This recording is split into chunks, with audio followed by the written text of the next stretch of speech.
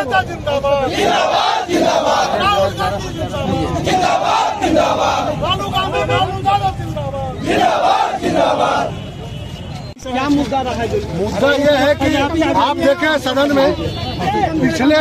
हफ्ते या पिछले दिनों संविधान 130 का संशोधन कर जिस तरह से काला कानून थोपने का काम किया गया है, और वो काला कानून ये है कि जो भी व्यक्ति 30 दिन तक अगर जेल में है तो उसको अगर पद पे है कोई, चाहे वो प्रधानमंत्री हो चाहे मुख्यमंत्री हो, तो उनको पदच्युत कर दिया जाए। तो ये पीछे डोर से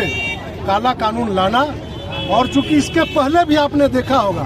सरकार को, विभिन्न सरकारों को, चाहे सिर्फ झारखंड सरकार की नहीं है, जिसमें भी गठबंधन की सरकारें, जो विपक्ष की सरकारें हैं, इंडिया गठबंधन की सरकारें हैं, उसको पदच्युत करने का विभिन्न हथकंडा अपनाया गया। चाहे ईडी सीबीआई का मामला हो, चाहे किसी बहाने का मतलब है कि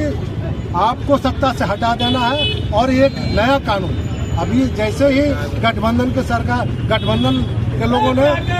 ये आपका मामला उठाया, वोट चोरी का मामला,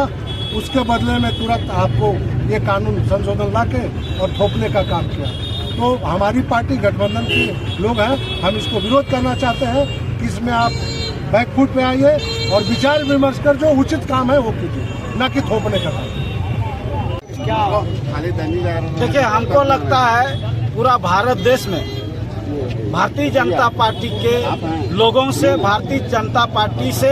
लोगों का विश्वास उठ चुका है, और इसीलिए भारतीय जनता पार्टी के शीर्ष नेता, चाहे अमित शाह हो, चाहे देश के प्रधानमंत्री नरेंद्र मोदी हो, ये लोग जान रहे हैं कि आने वाले समय में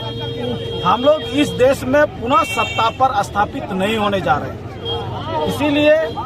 इन लोग 130वां भारतीय संविधान संशोधन को लाने का काम किया, और इस कानून के तहत आप लोग जान पा रहे हैं कि इसमें जो पीएम हो, सीएम हो, या कोई भी केंद्रीय मंत्री हो या राज्य मंत्री हो, इन लोग के ऊपर में ही ये लागू रहता है। जो भी मंत्री हो, यदि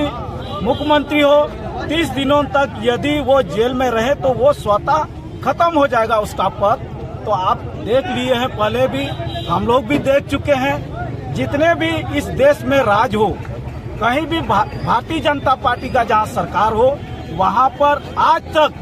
किसी भी एंगल से, चाहे सीबीआई हो चाहे ईडी हो, कहीं भी उसका जांच नहीं हुआ। जांच सिर्फ हुआ है तो जहां एंटी गवर्नमेंट बीजेपी का है, वहां के नेता के यहाँ जांच होता है। इससे साफ जाहिर होता है कि जिस प्रकार से इन लोग संविधान का संशोधन किए हैं, दूसरा अगेंस्ट पार्टी के नेताओं को परेशान में डालना,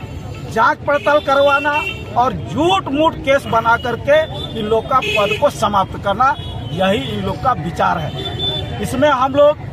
पूरा एनडीए गठबंधन के जितने भी नेता हैं, चाहे कार्यकर्ता हैं, इस कानून के खिलाफ हैं हम लोग। जब तक इस कानून को वापस केंद्र सरकार नहीं लेती है, तब तक हम लोग आंदोलन करने के लिए बाध्य रहेंगे।